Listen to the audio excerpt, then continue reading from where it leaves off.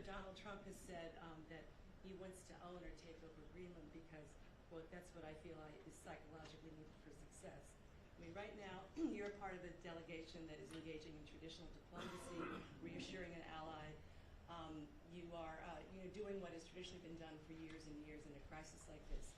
But given that Donald Trump seems to have a psychological need for Greenland, as he says, how can you counter that with traditional methods, especially when so far publicly there have been minimal Republicans opposing this? I can't speak to President Trump's psychological needs. That's really not my goal here. Your question, though, is repeating something he has said.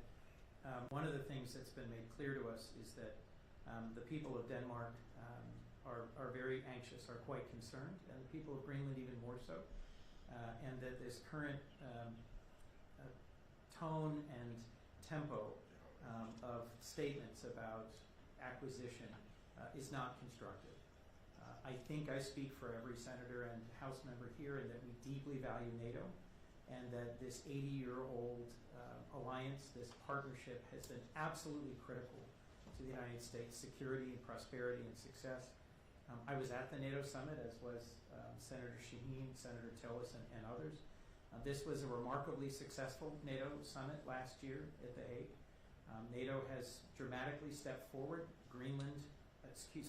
Denmark, the Kingdom of Denmark, is now spending 3.2% of its GDP on security. NATO, in some ways, should be celebrated and embraced as being stronger than ever. Greenland is a part of Denmark. Denmark is our NATO ally. That should be the end of this discussion, in my view, because I think to do or say anything that puts at risk our trustworthiness as an ally is fundamentally strategically dangerous for the United States. So, in recent conversations with ambassadors from other countries, from the Indo-Pacific, from throughout the world, if we do or say things as a nation, and I'm speaking as a senator, if I do or say something that causes a close and trusted NATO ally, there is almost no better ally to the United States than Denmark. If we do things that cause Danes to question whether we can be counted on as a NATO ally, why would any other country seek to be our ally or believe in our representations?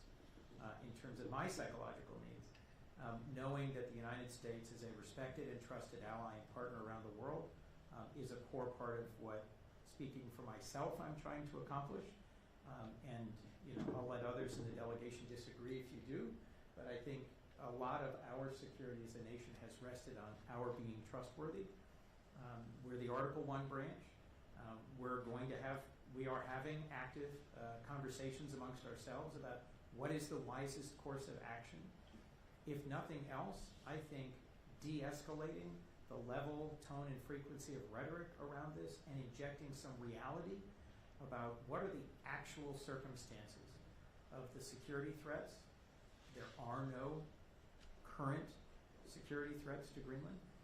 How can we best navigate Arctic security together with NATO? And how could we best navigate access to new...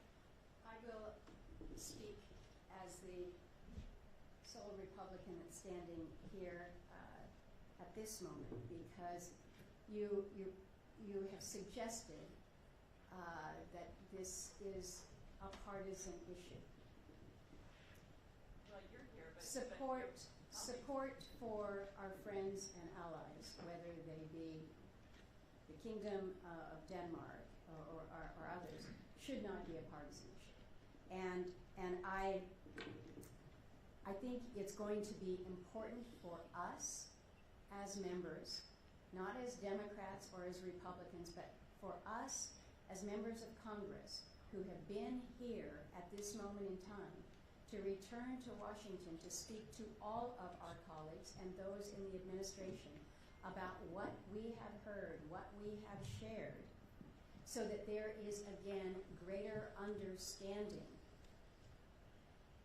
We cannot allow this to become a partisan matter. We just simply cannot.